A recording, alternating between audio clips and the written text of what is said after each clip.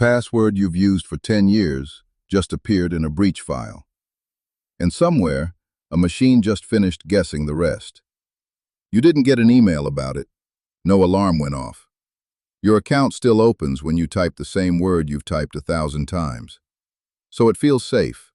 It feels like yours. It isn't. The problem isn't that your password is weak.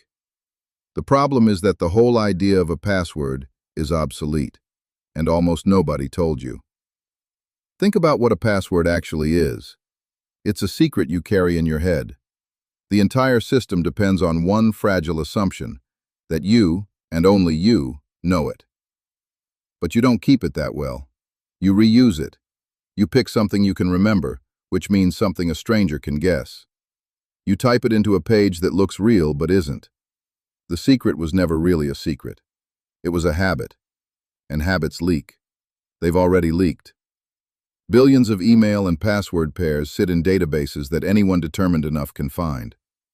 When attackers get a list like that, they don't sit and guess one account at a time. They do something called credential stuffing. They take a password you used on one site and quietly try it on every other site you might use. Your email, your bank, your work login. If you reuse that password even once, the door is already open.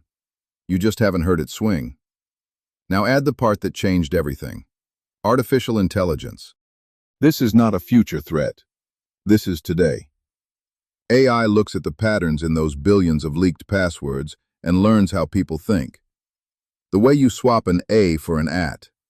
The way you add the year to the end.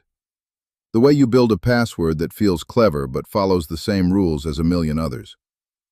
A machine that has studied all of them can guess yours far faster than any person ever could. But guessing is the smaller danger. The real power of AI is deception. Picture the email that lands in your inbox. It has your name. It mentions something real about your life.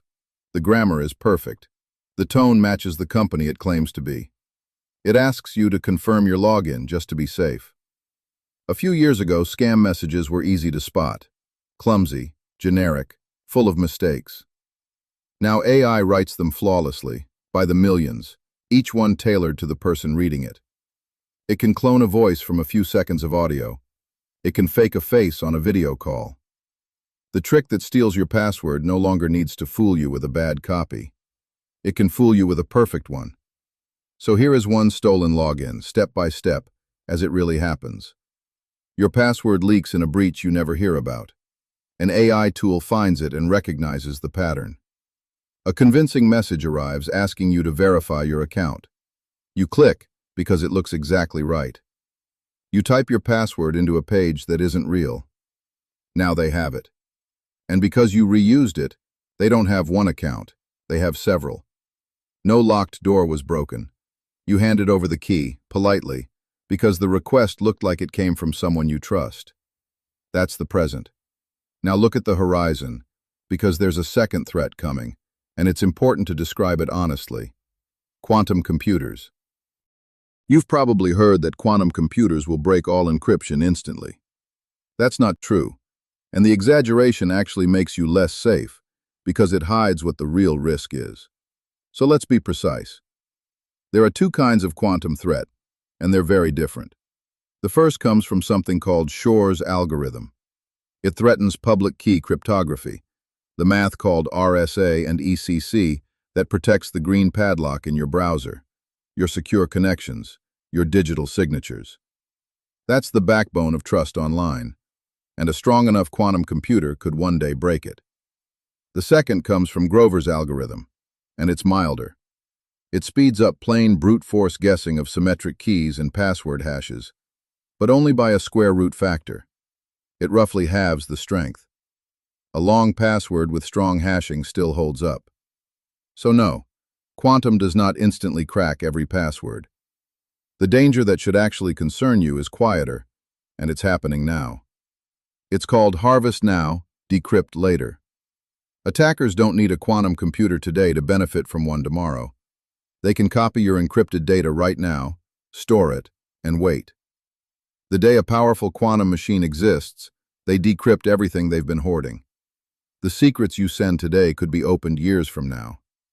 So put the three together. Humans keep weak password habits. AI makes stealing and deceiving cheap, fast, and flawless. Quantum threatens the very keys that protect your identity. The password sits at the center of all three, and it can't carry that weight anymore. Which brings us to the part that sounds backwards. The fix isn't a stronger password. The fix is no password at all. Meet the passkey. Instead of a secret you memorize and type, your device creates a pair of cryptographic keys. One stays locked on your phone or laptop, protected by your fingerprint or face. The other lives with the website. When you sign in, the two prove to each other that they match, without ever sending a secret across the internet. There's nothing to leak because there's no shared password to steal. And it's phishing-resistant by design because a passkey is tied to the real site. A fake page can't trick it, no matter how perfect the AI made it look. This isn't experimental. Apple, Google, Microsoft, and the FIDO Alliance are already building it into the devices you own. Until passkeys are everywhere, build layers. Turn on multi-factor authentication and choose the strong kind, a hardware security key or a passkey, not a text message, because text codes can be stolen through SIM swaps and relay tricks. Where you still need passwords, use a password manager so everyone is long, random, and never reused. And for the quantum threat, you're not powerless either. The standards body NIST finalized quantum-resistant encryption in 2024, and the platforms you rely on are already migrating to it. Look at where that leaves you. For years you were told to protect yourself by remembering a better secret. But a secret you can remember is a secret a machine can guess. And a secret you can type is a secret you can be tricked into giving away. The answer was never a better password. It was to stop depending on one. So the password you've used for 10 years isn't just weak, it's already gone, leaked, learned, and waiting to be used. The only question left is whether you replace it before someone else decides to.